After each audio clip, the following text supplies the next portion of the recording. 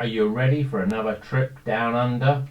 Okay, sport, it's Metamorphosis India Pale Ale, another beer from the Beer52 Melbourne box. Let's rock it.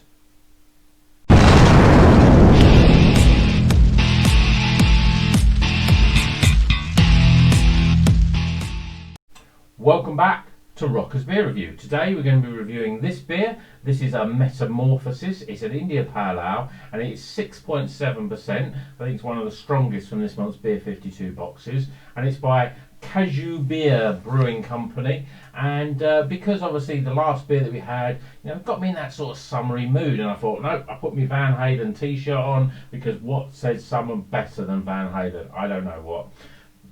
Even though we're reviewing this in January, we can imagine we're on those beaches. We're on Bondi Beach or KAIJU Beach in Sydney, sipping a cold one and enjoying the sunshine. But instead, we're here in England, and today it was snowing, well, sleeting. Anyway, let's get this beer out of the can and into a glass. It's another 375. We are liking 375, but we like 440 better. In fact, we like 500 ml and even pint cans. That's what we need. That's what we want more of. Just get rid of that dregs of the last beer that I had.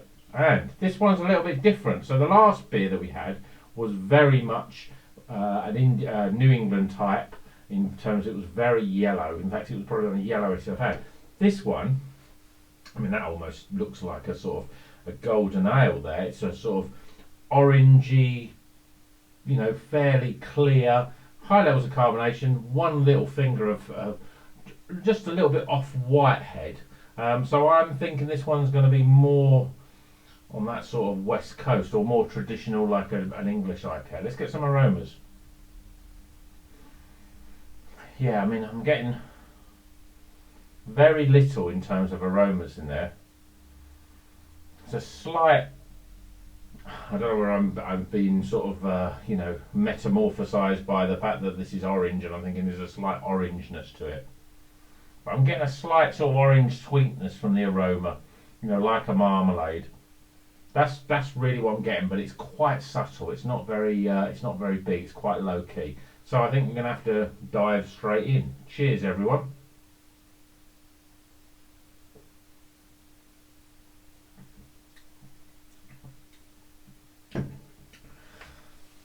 Yeah, that's quite different. Definitely orangey, that sort of marmalade flavour with that bitterness that hits on the back end. It's also quite, I suppose, floral in terms of it's got that sort of floral sort of notes, the orange blossom, that sort of thing. Yeah, it's quite. It has that sort of level where it's very sort of the bitterness on the back end can some dry the throat out a bit. I'm going to go in again. Let's have a bigger glug this time.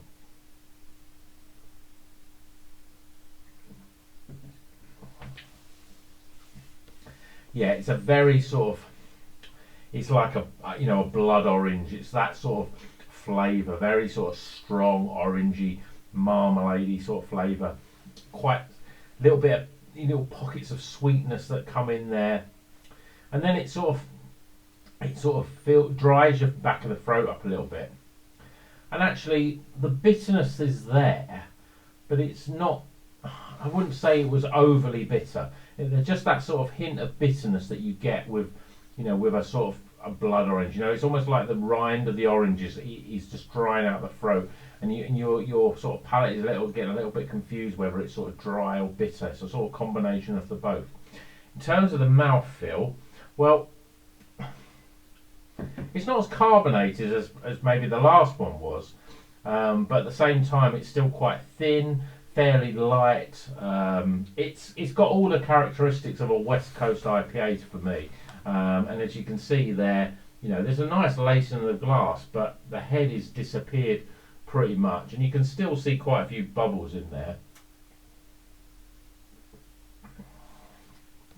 Yeah, I mean, I don't know whether this is going to be a characteristics of these beers from Australia, but quite fizzy, much more fizzy than I would expect from an IPA of that sort of level.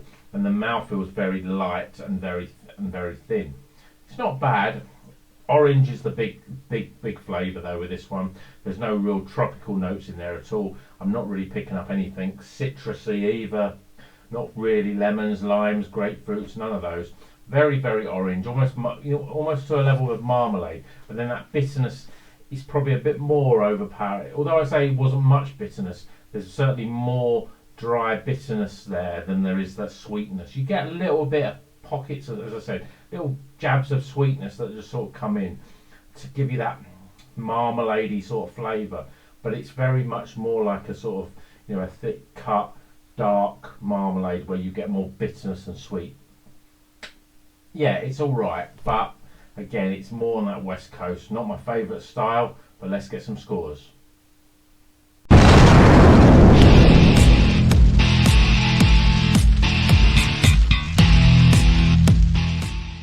Okay, the scores are in for Metamorphosis. India Pale Ale at 6.7% coming in from the KAIJU beer. This says, after being crushed to goo at the hinds of the some sort of Mecha Guardian, this mysterious beastie pilots future devastation from within the hop cocoon. Will its mainly photosynthetic provide sweet relief from the bitter lupulin coursing through its exilum and phloem? I mean, that to me is gobbledygook. I don't know what that's going on about. But maybe it's some sort of, I don't know. Does it? I don't think it really changes tastes in your mouth. Again, it doesn't. A lot of these ones aren't telling me what sort of hops are in, but I'm judging by it. I would say probably there may be a bit of Citra, maybe Simcoe, something else as well. I'm not quite sure. But let's go through the scores, shall we? Firstly, aroma. So I was a bit disappointed. It had a slight orangey sort of marmalade aroma. It was quite subtle. It didn't jump out and really sort of get those taste buds going. So I was a little bit disappointed. So I'm giving it 11 for aroma. Appearance. Well, it's like an amber ale. I mean, it's almost like a sort of a traditional English British bitter, I suppose, to some extent. A little bit lighter, probably a little bit more carbonated than that. It's orangey, like a West Coast IPA. I'm giving it 7 though. Flavour wise, I'm going to go in again because I want to describe this flavour because it's definitely orange. Orange is the fruit flavour that you're getting from this. But I'm a little bit sort of into, because one minute you get flavour and it's like, oh, it's a bit sweet, a bit orangey marmalade-y sort of. And then you get this sort of dry bitterness on the back end sort of thing. And then you think, oh, I've lost that sweetness, it's gone. You want to take another little sip and see what it's like.